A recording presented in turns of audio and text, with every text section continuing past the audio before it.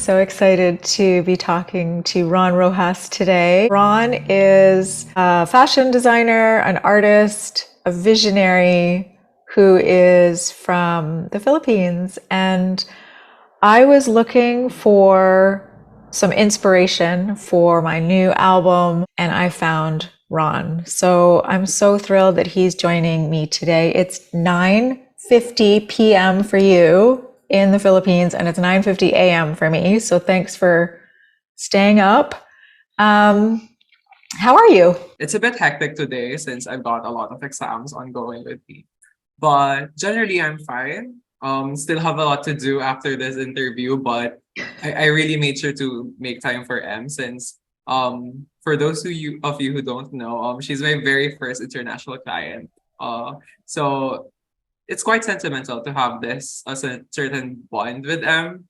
And as I've messaged M about this, she's one of the reasons that I continued or pursued my craft for fashion. Since during the time she commissioned me, it was during the time that I was thinking of shifting from my previous program. And then here I am right now studying clothing technology here at UP. That's awesome. So I want to ask you all about that. But first, let's give people a little bit of a picture of who you are. I know you're 21. You just turned 21. Happy birthday. Thank you. And what drew me to you was your imagination. I saw a sketch that you did for something called the High Fashion Met Gala. Tell me a little bit about that, because that's how I discovered you. High Fashion Twitter is a community on Twitter.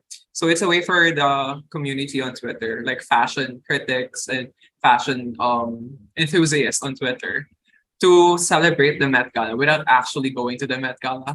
And it was further amplified during the pandemic since we all knew what happened that time. And during that's the first time that the Met Gala was postponed. So the since fashion enthusiasts kind of want to have that certain hope during that very dark time, the one of the prominent figures in high fashion Twitter opted to like do a virtual Met Gala where everyone is invited and everyone can enter and can propose their supposed outfits or themes or like stylings for the upcoming Met Gala with the theme of about time. So it's about if I'm not mistaken, it's about the Renaissance period as well as the Rococo era. So that sort of era, like Renaissance, Rococo, and Baroque era. So it's about that time period. That's the central theme of the high fashion Twitter Met Gala at that time, and I think it's aligned as well with the Metropolitan Museum of Art's 150th anniversary theme, which was again about time, about fashion and duration. So that's the whole thing, and I entered there with my simple little sketch about my interpretation of the theme. So Well, let's not keep people waiting. Can you show me that article from it's preen.ph? yeah, that's the very first article and one of my, I think, milestone achievement so far in my career is being featured on a article dedicated to my craft. So this is the entry that I made for the high fashion Twitter Met Gala, and I think this is one of my rather most famous pieces. One of the most famous pieces that I like designed or at least illustrated. So I've been illustrating for a long time now, and one of my inspirations has been Hayden Williams. So you can see it on my style, the and how I lay out my illustration. So primarily the inspiration here was the Rococo period three-piece suit, popularly worn by men, and I mixed it with a very um feminine silhouette of the Maria Clara sleeves or the Maria Clara gown. So there are more technical terms in terms of how we could, since I'm currently taking history, fashion history, so we're still learning more about that, but there's a more technical term for the Maria Clara sleeves, the Maria Clara dress. If I'm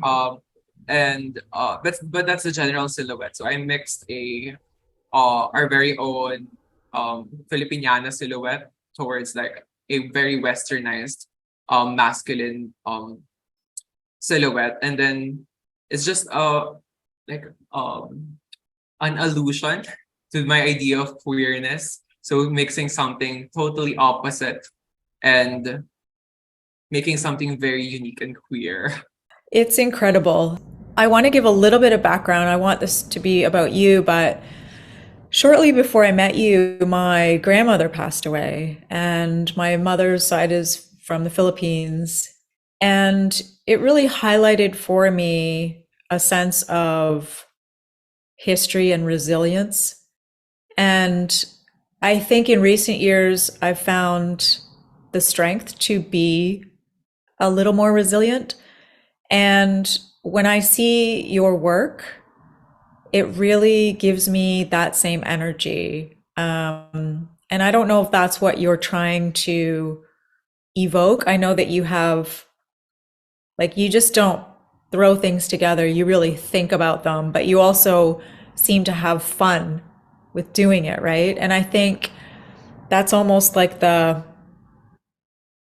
you have to be at a level of excellence, but you also have to see the fun in it.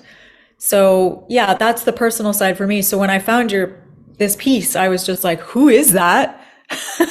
Who did that? And I need to find him. So we were able to hop on a Zoom and talk. And I have yet to bring like some of your designs, which we'll see in a bit, to life for myself. But I think it's just the fact that you're doing this at all, which I find so energizing and so inspiring. So that's my piece about how this made me feel. I think the idea of resiliency was of like a byproduct of what uh like I ought to like express in this piece, because I think it was during the time of pandemic, so everyone was like at a, let's say we're not all we're not at a very good place, so mentally and physically. So like I guess this is I think I haven't been sketching for a long time since I did this piece. So this was like a culmination of like all the ideas that I have in my head that I want to like evoke. So that I think that's where the resiliency uh comes from. It's not intentional though, but the intentionality was on the details. Like for example, the details there, for example, the flowers on the sleeves are all inspired by the local flora and fauna here in the Philippines, and all the details have been are inspired by other than that by my own experiences as a queer individual.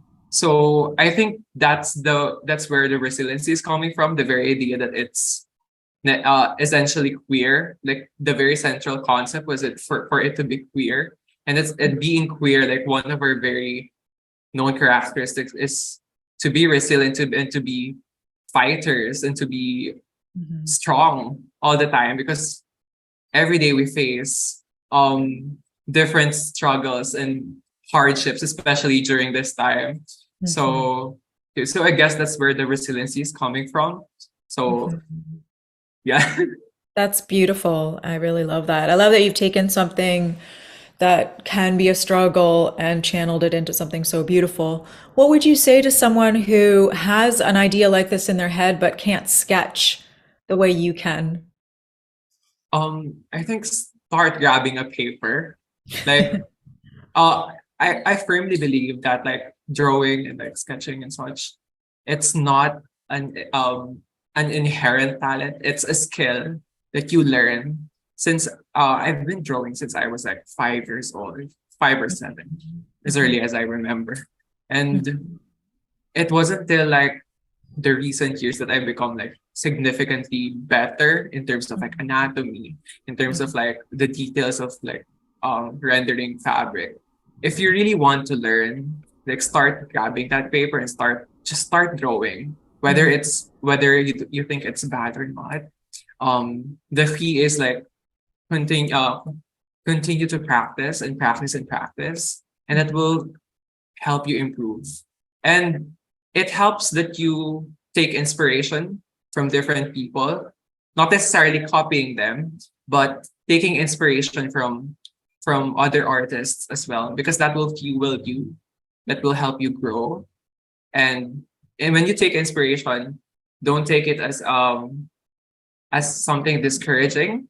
Like for example, some artists are better than you skill wise. Don't take it as something discouraging, but take it as something as a challenge that you will eventually get there. So just go grab a paper, or if paper is not really your medium, go grab the fabric already and start draping and start creating pieces. Because as long as you're happy with what you're doing, that's what matters. So, and as long as you're enjoying the process, that's what matters. I love that.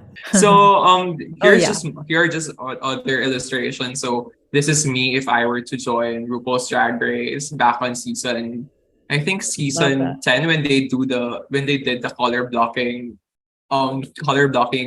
promo shoot. So that's my drag persona. Back then it was unknown, but I renamed my drag persona into Gemerlin. It's a common Filipino niche name. This was my first like tangible collection. So this was an accessory collection made entirely out of wire. And I hand sculpted the wires and added beads and added safety pins. So I'm very much a self-taught crafty designer. I don't. It's only right now that I'm being formally trained, but way before, like when I grab stuff, I just tie it around. And I think that's where like the magic comes from, like the authenticity of how would I interact with the fabric, how would I interact with the materials without prior knowledge, or like with being raw with the materials in a sense, like you don't have any existing biases on how to properly address certain materials. So I think that's where my charm is, like the sense of unrefinement, but in Yeah. an endearing manner. Well, it's interesting. I feel like what you said about just grab the paper when you want to start or grab the fabric. I feel like this shows that you did that. You grabbed what you had available to you. And then I wanted to ask you about sustainable fashion because this sort of seems like, here you're using resources that are available to you and they're practical and you're merging it with a talent that you discovered in high school, right? Yeah. What are your thoughts on where we're at with fashion in terms of sustainability? In terms of sustainability, actually, we're doing very much like in terms of my program, we're doing a lot of researches about how sustainability should work, how it should, how is it going right now, and it's always especially last term, it's been a weekly habit of us to like check where are we at right now. In Right. terms of sustainability, we're going somewhere, but it's not necessarily we're not necessarily there yet, since fast fashion brands is still on rampancy, and different exploitations still exist in different sweatshops and such. And those are things that we need to address. And the very pinnacle of like what we need to address was the very consumerist idea of fashion, when we are trained to like consume and consume and consume trends instead of finding your personal style. That's the problem. And I think that's one of the solutions that people could do. For example, for myself, I already had some sort of grasp of my personal style. And that means that I don't necessarily follow trends. And that means longer lifespan for my clothes, since I already have like an established idea of what my style is. Yes. So for us students of the program that I'm in, our goal necessarily was to provide sustainable fashion, or like provide sustainable researches about fashion, research about different textile innovations, wherein we use materials that are sustainable in the sense that it is biodegradable and it is easy to recycle. And another thing is for us to continually push for a very Filipino approach on fashion, wherein it is very mass centric in a sense that it is accessible for everyone and it is engaging the community that we're in. The very answers that we need to address these problems more always or more than ever lies on the very community that we live in. The answers lies among the people. So that's my take on like sustainability in fashion. We're still a long way to go, since as long as like big capitalist brands exist, and them chunking out the idea of consumerism, we are still sadly on a very unsustainable environment. And we have to acknowledge that fashion is like one of the biggest contributors to carbon emissions. And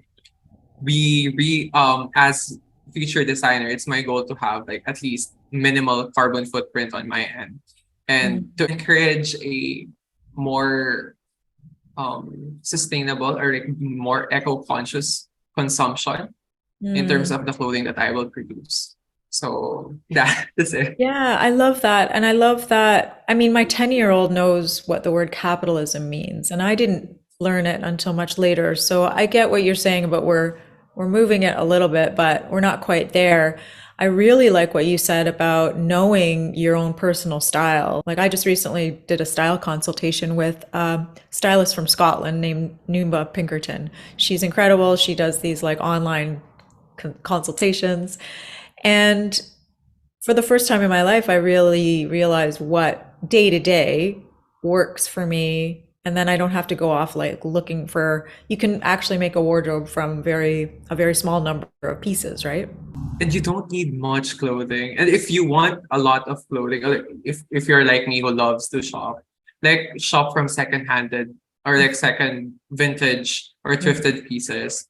But still that perpetuates the idea of capitalism. But at least those are like um old clothes that you're prolonging its Yes. life cycle. So yeah. Yes. And my alterations person is like very important to me because there's so many things in my closet I can just take to her and then they're suddenly new, right? Speaking of other designers that you like, I asked you this previously, but maybe share with everyone who you're most inspired by. Currently, right now, I'm very much inspired by the direction of the current creative director of Schiaparelli, which is Daniel Roseberry. The work that he put into like breathing a new life to Elsa's work was really great. Like for example, the very recent, it might be a controversial collection, the one with the head of a lion, the head of a wolf. Those are not real heads, FYI for everyone. So those were made by artisans. Those were, if I'm not mistaken, embroidered and piece by piece made the texture so it would look like a real replica of a lion's head as well as a wolf's head. So one is like Schiaparelli as well as Elsa Schiaparelli. Her uniqueness in terms of the approach of fashion, wherein she found beauty in like peculiar things that are not necessarily conventionally what we deem beautiful. Like, for example, one of her most, at least for me, memorable piece was the necklace that has like insects around it, like beetles. That's one of the codes of like Schiaparelli, the beetles and like fascination with insects. So that's one thing that I love about her, and she's not afraid to take risks. So, and as a risk taker myself, I love how like Elsa was very risk taking, but at the same time, she knows how to poke fun of the very idea of risk taking. So she's very Oh, self-aware. Another modern designer that I am currently inspired by is Robert Wun. He recently debuted his very first couture collection in Paris, if I'm not mistaken, wherein the very concept was fashion horrors. Mhm. So there are dresses. There is one dress gown that is seemingly spilled by wine. So it's a Mm. white gown where with wine spills, and Mhm. then the model is holding a wine glass with, but there's no real wine there. There's like beads, and it's strategically designed to look like dripping, Mm. and it was dyed with beetroot, so it could have that rich wine color. Mhm. So another thing was a look that looks like someone in a raincoat stepped out of the rain. Mm. So, and it was made using again beads that made seem like raindrops. Mhm. So that's one of the designers that's been inspiring me. And another thing, the finale look was so amazing. It's a big coat with feather trimmings at the end, and the danger there is that the model is holding a lit up cigarette. So anytime she could burn because of the feathers around her. So Mhm. this like it sort of reminds me a bit of McQueen, which Mhm. is again one of my biggest inspirations as well. Mhm. I think his work speaks for itself, Mhm. how revolutionary the whole moment with Shalom Harlow with the spray on dress. Mhm. And speaking of spraying on dresses, I think Copernic's direction with the recent Bella Hadid one with wherein they literally made a dress with a spray paint Mhm. on her, that it might be gimmicky, but at least that's the thing with the current fashion shows now, since I think brought by the darkness of the pandemic and all. Fashion shows have become more theatrical and they become Mhm. more quote unquote gimmicky, but at least they become more exciting. They become Right. more invigorating in terms of like creatives and such. Right. That's Yeah. all. I love that. We're speaking about risk a little bit. What would you say to someone who is afraid to take risks? Maybe they'd like to, but they don't know how. I think people who are afraid to take risks are people who have been comfortable their whole life. So maybe try to acknowledge your comfortability first. Because Mhm. as a person who hasn't been being queer, we're not necessarily in a very comfortable place being in a very patriarchal and misogynistic society. Mhm. So so for those who are in a very comfortable place, try to address that you're comfortable. Mhm. So that's where you start in terms of like branching out and being more of a risk taker. Like acknowledge that you're comfortable so that you can move forward that idea Mhm. and take more risks and like be fearless. Just the very idea that you're already comfortable gives you a setback in terms of like, oh, even though you fail, quote unquote, with your risks, you still have some place of comfortability since you're already in a comfortable position. Do you think that someone can learn through practice to take more risks with art and creativity, or is it just like you're born with that ability to do I, it? I think it goes both ways. You're not necessarily born with it, you're conditioned with it that you need to take risks. Like for Mm. me, I am conditioned to like go out every day in a dress despite me having a very manly physique. Mhm. So in terms of like risk taking, if you really want to take a risk, just practice with like small steps, baby steps, and then you go slowly. I think that's how I did it anyways as well. Like I slowly started wearing more skirts, and then it became dresses, then it became gowns, then it became full makeup, and then it became full drag and all. So Yeah. just slowly um take risks and as well acknowledge where you're coming from and your place of comfortability as well, and be aware as well of your limitations in terms of taking a risk. Because again, it's easy for me to say that go lang, just take the risk. But Mm. at the end of the day, it's your well-being at stake. So take a risk, just go take a risk, but at the same time, know where your limits are. Mm. So I love that. I think that there needs to be a community around you that energizes you to take those risks, right? As well, yeah. In retrospect, that's why I think I'm more comfortable now here. I'm much in a very safer place, and I have like a group of friends that I'm not the only one who dresses very extra in a very regular basis. Mhm. So, I think I agree that a community really helps you to become more comfortable in your position to be a risk taker. Yes. We are talking to Ron Rojas, and he is a fashion designer based in the Philippines. Right now, he's studying at University of the Philippines in the clothing technology program. I wanted to ask you about Vogue Philippines. What is your, that's, in the past year, that's become a reality. What are your thoughts on having Vogue in the Philippines? It's a long time. It's been a long time coming. I've been waiting for it. Actually, one of my dream back when I was young was to be the one who establishes Vogue here. So Mm. that's me being young and like dreaming big. Mhm. So and I'm happy that Vogue Philippines came here. The very recent um cover. It Mm. features Wang Od. She's a known indigenous people who, if you're familiar with the Mambabatok, which is a process of a tattooing, she's the last Mambabatok in the Wow. Philippines. Okay. So she was the cover, and my thoughts on it, it's their best cover to date. This one that like recently came out, I have no criticism at all. That's their best cover to date, and I like that finally it's a woman of a certain diversity. Mhm. It's an IP woman, Mhm. an indigenous person at the cover, and she's 106 years old. Applause to the whole Vogue Philippines team. So because Mm. that recent cover is really great.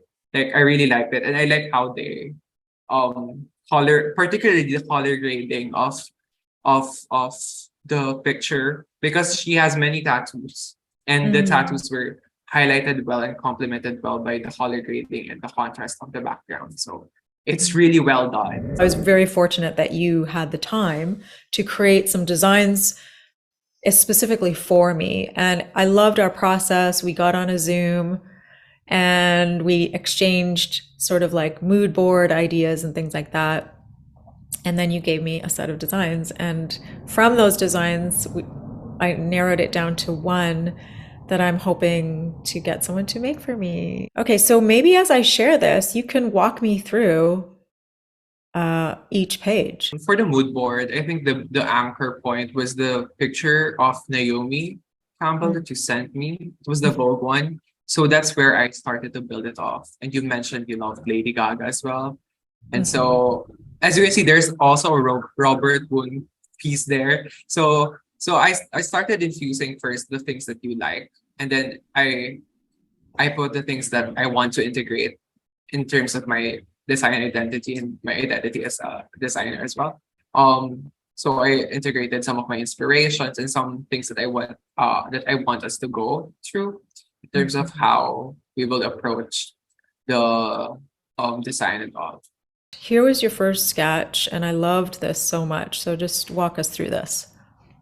So this is more inspired by the piece that Yumi for, which was the piece that we showed you earlier. So that was the Met Gala piece. So here we took that inspiration of the Maria Clara dress, but instead of infusing it with a three-piece Rococo um court suit, here we infused it with modern tailoring and modernizing the silhouette a bit. So it is a big not translucent, but like more sheer and layered coat Mhm. um on top of a corset, as well as a uh tailored pants with slits on the side, and with again with embroidery and beautiful detailing. So that's the So, first look. so beautiful. And this one I found it was very hard to choose, by the way. So tell us about this one. This one you've mentioned during our Zoom call that you like the sound of the album would be a bit if I'm not mistaken, a bit disco and retro-y. Yes, So you've got an that's 80s, where like I 70s, 80s theme like going. 80s. Mhm. Yeah, that's where I took the inspiration from in terms of this look, where the volume, the bubble hem, and the drama of it all, where 80s was all about like the drama and the silhouette. Mhm.